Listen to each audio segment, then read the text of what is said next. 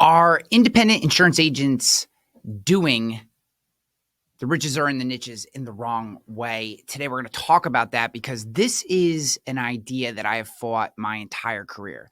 Not because I necessarily think that niches are bad. I don't. I'm a firm believer in niches, but I feel like we've made the idea of a niche far too small. And we're not thinking about the modern consumer. We're not thinking about how people buy, the customer experience they're looking for in 2024, and what a niche actually is. So that's what we're going to dive into today. That's what the show is going to be all about. Before we get there, guys, if you love this show and you're listening to it and you're not subscribed, whether that's on YouTube or on whatever podcast network you listen to, if you're listening to auto only, please subscribe. And if you're on YouTube or watching somewhere on video, would love for you to like this video. And if you have comments about what you hear here, share in the comments. I respond to every comment that I get, and or at least try to. And I use those comments as basically filters or lead gen for new questions, new ideas, new points of interest that you may have to answer on this show. I love you for listening to this show, and I love doing this work. And I'm very proud and happy and excited to be focused specifically on teaching independent insurance agents and this independent insurance industry on how to grow. So with that, let's talk about niches. All right. Now, I know some of you are going, why the hell are you pronouncing it that way? I don't know why the word niche comes out of my face in that way. I know some of you say niches. And I don't know, just my face does not want to make the expression to say niche. It wants to say niche, and I have no idea why. But that's what it is. Jason Cass loves to make fun of me for saying it that way, and so do others. I don't necessarily care. Hopefully you can understand when I say the riches are in the niches, you understand what I'm saying. And because I'm not saying niche, which feels like an inappropriate way of pronouncing that word. All that being said, guys, I have for a long time fought this idea that you have to operate in a niche to be successful. Not because I don't believe that niches are important. I do believe that having an expertise, having an industry class that you know inside and out is absolutely a great way to rapidly grow your business. However, I think that when you grow your business on a specific niche that possibly is geographically constrained, say a certain type of business, plumbing contractors within 50 miles of your agency location, you have drastically narrowed your ability to scale your business. So if you're just single person shop or you're just a one producer show, can you make enough money to be happy? Sure you can. So if your goal is just to get to a number that allows you to pay your bills and go on a couple of vacations and stuff, I think a narrowly focused geographic niche is the cleanest, easiest, and fastest way to get there. However, if you're looking to scale your business, if you're looking to scale, whether it's growing a book of business as an individual producer or as an agency owner, or if you're an executive in a larger regional or super regional, even national brokerage, if you focus solely on one niche, you can only scale so far. Those markets are only so big. Now, sure, and depending on the size of the niche and depending on how many actual opportunities are out there, can you make a lot of money? Sure, you can. But I feel like we have to expand our mindset and our ideas around what a niche actually is and what it takes to capture the maximum amount of opportunity inside that niche. Now, before we get there, I just want to give you a few stats on niches because I don't want you to think that somehow I don't actually believe in niches. I do, right? So niche websites spend, this is coming from a website called wecantrack.com. This is a survey that they did. Niche websites spend 25% less on advertising due to a more focused target audience. So you spend less because you don't have to push when the message is targeted and leans on the experience and pain points and expertise of a certain niche, then you don't have to spend as much because you don't have to hit them as many times to get them to convert because they can sense that you understand their problems. That makes a lot of sense. Visitors spend 40% more time on niche websites than general websites. Obviously, that makes sense. If you are, let's say, a Buffalo Bills football fan like I am, you could go to ESPN and get some generic, contrived kind of take on what's going on with the Bills, or you could go to someone who follows their every move, goes to every practice, has insiders inside of the clubhouse and the organization, and get kind of a deeper understanding of what's actually going on in that organization if you're that nerdy about sports. Makes complete sense, and it's that way for everything. No matter what your interest or take is, that makes a lot of sense as well. I think we can buy that. Some more stats here. Email subscription rates on niche websites, 55% higher because of the tailored content. Obviously, if someone's a generalist and is talking about a broad range of topics, you're less likely to subscribe than if you are going to get the exact information that you want every single time. Makes sense? Products sold on niche websites see a 30% higher average order value. So I am not a huge advocate of selling insurance directly online. Certainly not in the way that most of us view it. But if we did, that what this is saying is you could average, and this is probably speaking more towards like products, retail, consumer goods, etc. However, what you're seeing from these 4 statistics is that across the board, having a niche is better for your business. That is not the argument that I'm making. The argument that I'm going to make and the theory that I'm going to put in front of you over the remainder of our time together is we need to broaden our scope both in the way we view niches and how we approach the niches that we choose to target. So it was actually, and I did a bunch of research on this because I couldn't believe it. It was Pat Flynn, who was an internet marketer that was coming into prominence around 2009 and 2012. I used to follow him pretty closely back in the day when I was first getting started with digital marketing. Pat Flynn is actually credited with saying the riches are in the niches, but fortune is in the follow-up. That's a portion that most people forget, it seems.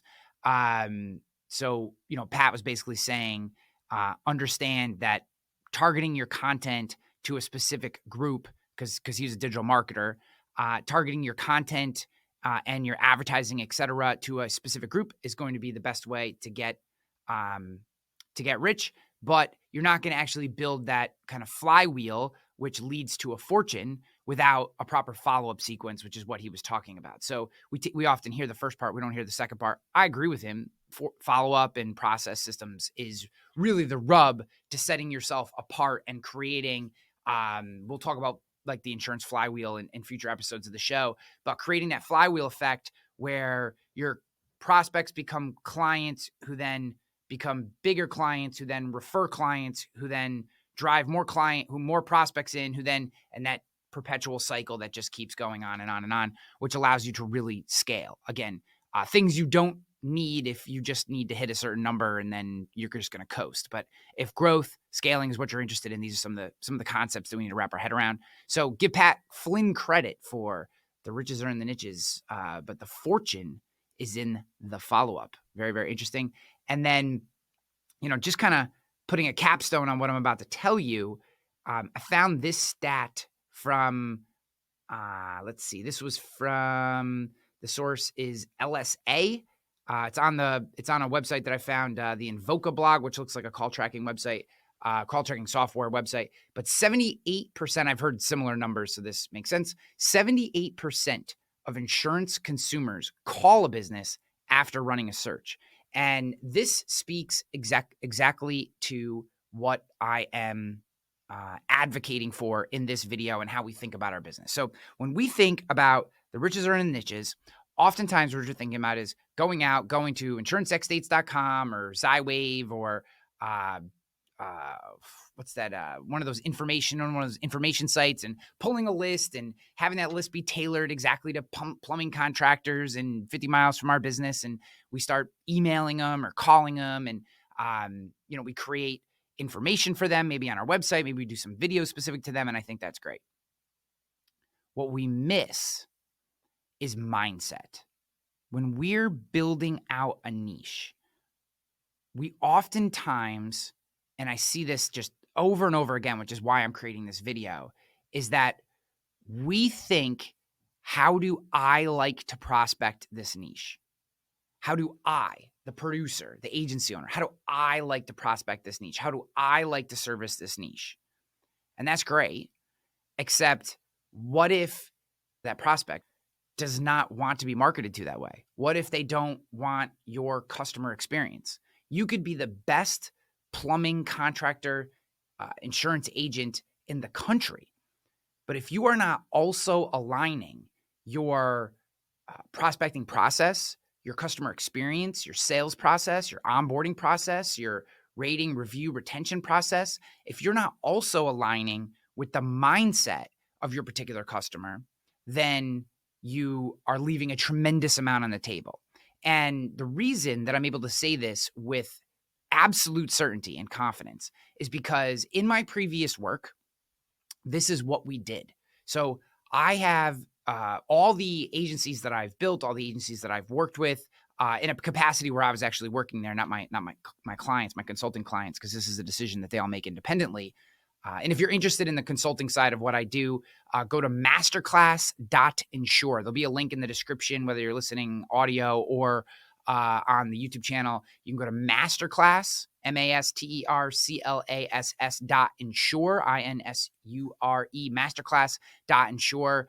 And depending when you're watching this video, you can either sign up for the wait list if we haven't launched yet, which we'll be launching in February. And after we launch, you'll be able to, that'll take you right to where you need to go to learn more. So what I've always done is I've always preferred to be a master generalist, and my niche was a mindset versus a particular industry class.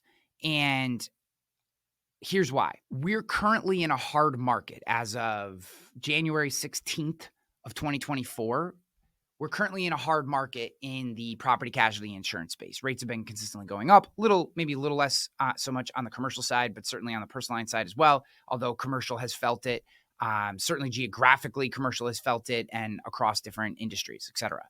But before we get to the hard market piece, let's take a more prime example, which is COVID.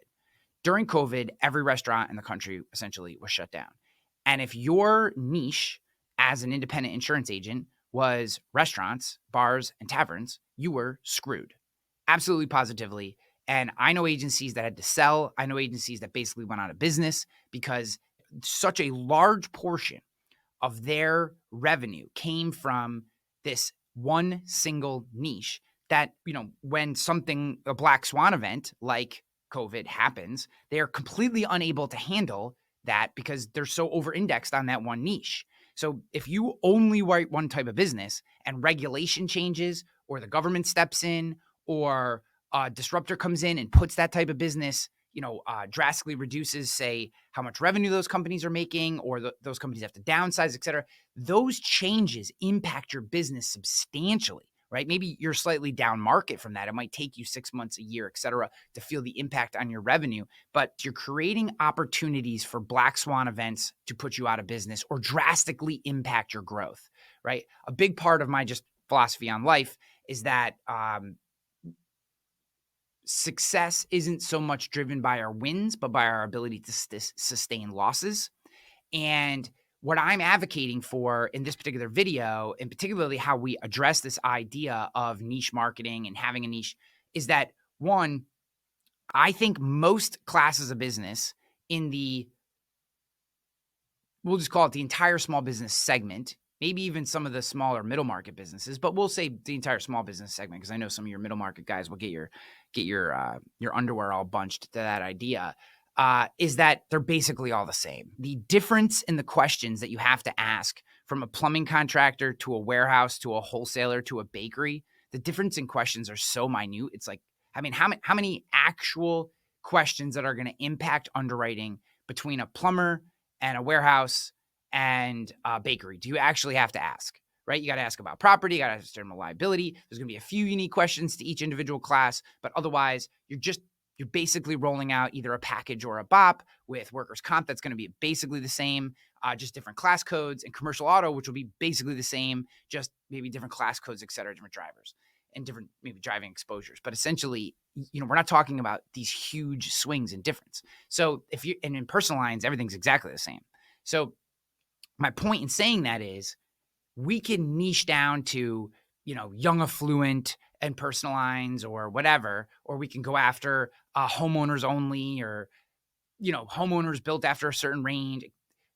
families with multiple cars, package policies. If we're going personal lines, commercial, we can go after whatever. You can pick plumbers, contractors, you can pick wholesalers, you can pick a specific type of professional class or whatever. But are you targeting mindset? And my point is, if you're going to target one specific niche, then you understanding their mindset opens the entire niche up to you. And I would advocate that we don't limit ourselves to a particular niche, that we limit ourselves to a type of mindset, the mindset that allows with how you like to do business. Because let's say we go back to our example about the hard market, right? So if we're in a hard market, that means prices are going up. It means, what if all of a sudden every carrier in your state decides that contracting classes are just killing them, and they just slam up rates on the contracting classes, and now all of a sudden you have people leaving left and right, people going out of business, people just dropping their insurance, telling you that they'll get back to you in 3 months. They're just going to operate without insurance for a while. I mean, these are all the crazy things that people do during hard markets. And if that happens and you're relegated to one particular industry class niche, or maybe a couple industry class niches that are of similar ilk, you are again putting yourself in a position where your revenue can be drastically impacted. Where instead, if we open ourselves up and make our niche a mindset, such as what we did in my previous agency with the human optimized model, is we wanted people who were unhappy with both the local, traditional, face-to-face, hand-to-hand combat kind of slow, methodical method, and were unhappy and dissatisfied with the do-it-yourself, no one to call and answer my questions, feeling like I'm all alone model. Because that's really the two options that we have in our industry right now. This very traditional model and the DIY model that kind of online. And what I was doing at my previous agency, and what one of the core concepts behind the human optimized model was, our niche was a mindset. It wasn't an industry class. Our niche was, you wanted the ease of business of DIY, but you wanted to make sure that you had an agent that you could call if things got squirrely. It was a mindset. We marketed to, our niche was a customer experience. It was a customer mindset. Because my belief is, with the right set of triggers, right set of forms, right processes and systems, you can write a plumber just as easy as you can write a warehouse, just as easy as you can write a bakery, just as easy as you can write an attorney, if they have the mindset. If that's the way that you want to market, if you want people who are okay with remote employees, who are okay with text messaging, who are okay with using a self-service portal for downloading certs, et cetera, like that type of customer experience is what I actually think the vast majority of people who purchase commercial insurance and personal insurance in the United States, this is what I actually believe they want. That mindset becomes your niche. And then you can maybe dial in from a geographic standpoint and increase your hit ratio even more, even though you will be reducing your pool when you limit your geography. The more you limit your geography, if you're marketing on mindset, you're not closing yourself down to a particular niche and opening your agency up to the whims of carrier pricing, carrier appetite, et cetera. I mean, I know, right before, I exited my last agency, we were starting to see, certain carriers who had a wide open appetite for certain types of risks start to really narrow down. And now if all of a sudden your market access or the appetite of a particular carrier or a set of carriers is closed down to you, that niche no longer exists for you. You can't write it. Right now you're going through wholesalers and doing all kinds of stuff. And my point is, and many of you will disagree with me, and there's been so much written, you Google these things and see how many articles have been written. I know that the vast majority of you who are listening to this will not and do not necessarily agree, nor will you adopt this process. However, for those of you who can kind of see beyond the traditional mentality of, I have to pick one specific industry class and become the absolute best at it so I understand their concerns, right? Which I think is valid, but limiting. That if we think about niches through mindsets, right? If you think through, because oftentimes people don't care that the cost per pallet for a wood pallet contracting business, and they get it, and it does add, it adds validation and it adds professionalism to what you do, sure, but is that really why they buy? or do they buy because they believe you're going to solve their problem? I think that a better niche, or at least a niche to consider, or maybe this is just another tool in your tool belt, have your 2-3 niches over here that you do very traditionally, and then think about adding a niche that is broader, that opens you up to more opportunities, that allows you to be more flexible with the accounts that you bring in. Think about creating a niche around mindset, around the type of person, the type of belief structure, the type of customer experience that they want, that matches what you and your people and your agency are able to deliver, that's going to make you feel good, that's going to make them feel good. You will connect, one, on a deeper level, and two, you don't have to be this industry expert. Right? You don't have to be this deep industry expert. You can be an insurance expert and an experience and problem-solving expert, which I believe creates a broader set of sustainability to both your agency and ultimately to the industry as a whole. Guys, I know that this is kind of a radical take. I am very interested in your thoughts. If you're listening to this in audio, come to the YouTube channel, leave your comments, or find me on social media. Would love to hear from you guys. You can DM me if you want it to be private, or just post something on one of the channels about how crazy I am for this idea if I'm completely wrong. If you're watching on YouTube, would love your comments. Would love to know what you think. Where did I go wrong? What am I missing in thinking through this idea of niche as a mindset versus niche as an industry class, or even a type of a policy type, right? I mean, policy type might be even worse, because you could be a cyber liability expert and then all of a sudden cyber goes up 300% in a year, and it becomes very, very difficult for you to manage that. Now, granted, the initial premium increase is going to make you money, but it does create a lot of holes and gaps that people can then, that disruptors or other agents can come in and fill. And now all of a sudden you're battling to keep your clients. For me, in my business philosophy is do the things really well, which creates sustainability. So then you can take your moonshots on radical scaled growth, right? That's the philosophy that I practice in our industry, because I think our model, our compensation structure, how our business works, the fact that we are really just, the distribution arm of a set of suppliers, that we have to think through sustainability in our business across the board first and make sure that we have that rock solid foundation upon which we can build the programs that allow us to scale. Would love to hear your thoughts. I love you for listening to this show. If you want to get on the newsletter list and be the first to know about the launch of my coaching program, Finding Peak, go to masterclass.insure. I love you for watching. I'm out of here. Peace. I'm going to Shaboom's.